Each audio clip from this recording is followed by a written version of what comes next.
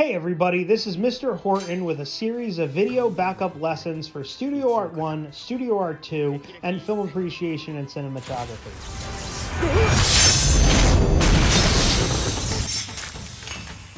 Verni Arts, Iona Prep.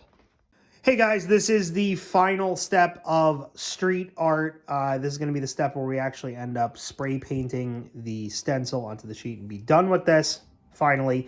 Okay, so right now I have my stencil with my negative cut out. I have a second sheet of poster board that, if you remember when we first started this project, I told you that the second sheet had to be at least an inch greater around the border of the stencil. If you don't have a second sheet of poster board, like you somehow lost it, just go to CVS, go to Walgreens, Staples, Office Depot, just get a sheet of poster board. It costs like 40 cents, okay? You could technically spray this on anything.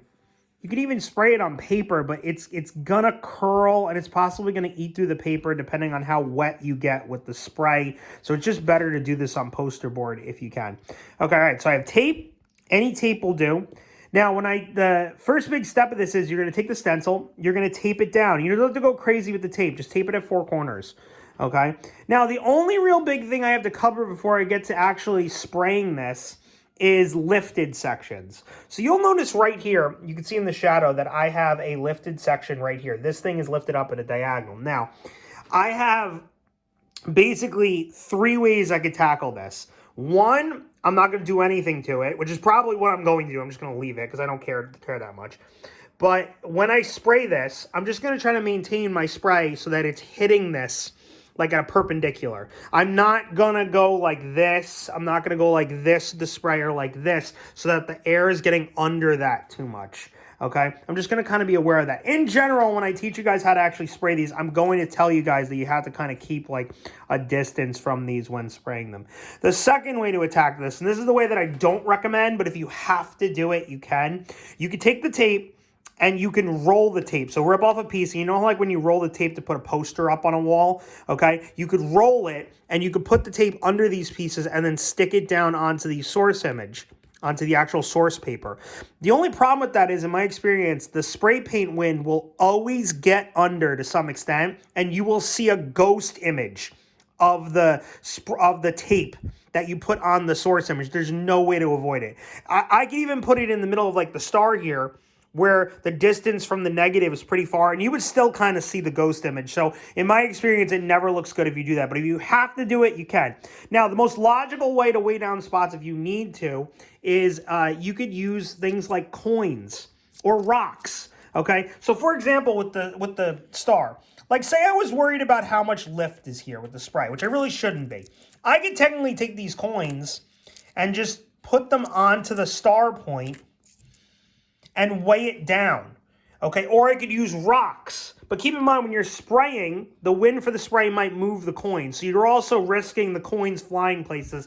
Also, by spraying this, you're going to destroy the coins, which that shouldn't be too big of a problem. So yeah, if you need to weigh these down, like absolutely have to do it. Try using coins, try using rocks, maybe magnets, anything that's heavy and small enough that could possibly weigh down the pieces that are lifted. But again, you don't really need to do that. Honestly, like mine, like I said, I have a big lift here. I have a pretty big lift right here, but none of this is going to compromise what the final picture is going to look like. Okay? All right, let's go down. We're going to go into my garage, and we're going to figure out how to spray this. All right. I'm out here in the freezing cold. I have now my stencil on an very old blanket. You could also use cardboard. You could pretty much use anything. Just I would not spray this on flat ground because the chance of the spray hitting the sides is going to be pretty high. If you're going to do this anywhere, the most ideal place would probably be in a garage, like with it open. You want good ventilation. I just came outside because it was a nicer day out here.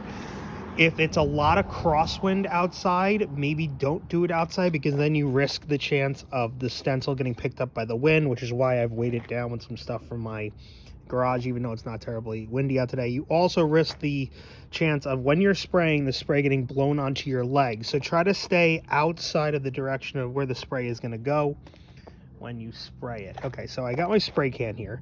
Now, depending on your can, the nozzle might need to be attached. Just be careful when pressing it down that it's not spraying spray at you.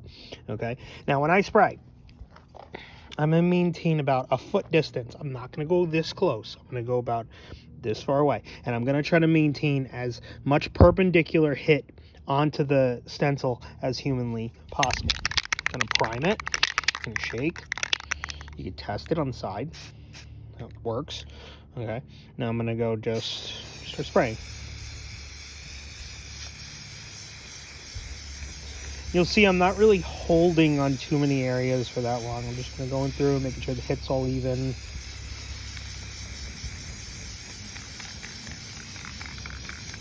You're going to smell it.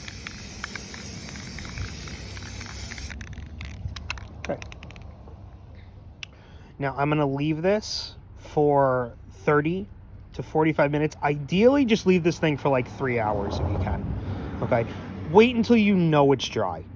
Right? Leave it in a place where you know you can leave it. Like, I'm not going to leave mine outside right now. I'm actually going to pick it up with the cloth and bring it into my garage. I'm going to leave it there until tonight when I'm going to come back to this and look at the finished product. We'll be back to that in a second. Okay, so I've now waited. It's been about an hour since I sprayed, and this is still a little bit tacky. Like, you could tell if I touch this, it's a little bit sticky in spots. So again, try to wait a little bit. Ideally, maybe spray it and then look at it the next day even. Okay, so you're just absolutely sure that it's dry. So, but for the purposes of what I'm showing you here, it'll be fine. All right, so I've taken the tape off, very carefully taken the tape off, and now I'm going to lift this, and I'm going to be kind of careful lifting it because, you know, sometimes these pieces stick, and if they stick to the lower thing and it tears a little bit, it tears. Can't really do anything about that. Maybe respray it after that. Okay, so I'm going to lift off, see how this looks. Okay, there it is. That's my finished picture. Now you can see what I was saying, man. These are the bridges. See how much the spray got underneath those spots? Okay, but you can make it out like it looks like the picture. So again, this would be what I photograph, and I upload it to Classroom, and this will count as the final project grade for this assignment. You can, if you really care, go through the process of cropping this yourself with a ruler, okay, and cleaning it up if you want to do that. But for the purposes of the assignment, you just have to photograph this right now. You can have all this spray stuff around. I'm not looking at this. I'm just looking at the picture, and submit this. Now, if yours completely screwed up, all right, remember, you should be able to get at least 3 sprays out of this stencil, at least, before it starts to completely disintegrate. Okay, if not even more than that. But you probably won't need to do that many if you did screw up. But regardless, if you did, respray it, resubmit it. If you have any questions, email. Good luck on this. Don't go too crazy with the spray paint. And like I said, the main key factor in spraying is going to be maintaining a perpendicular direction for your spray when hitting the stencil and doing it in a well-ventilated area with not too much crosswind. Okay, good luck. If you have any questions about the assignment, email me or refer to the project on Google Classroom. See you in class.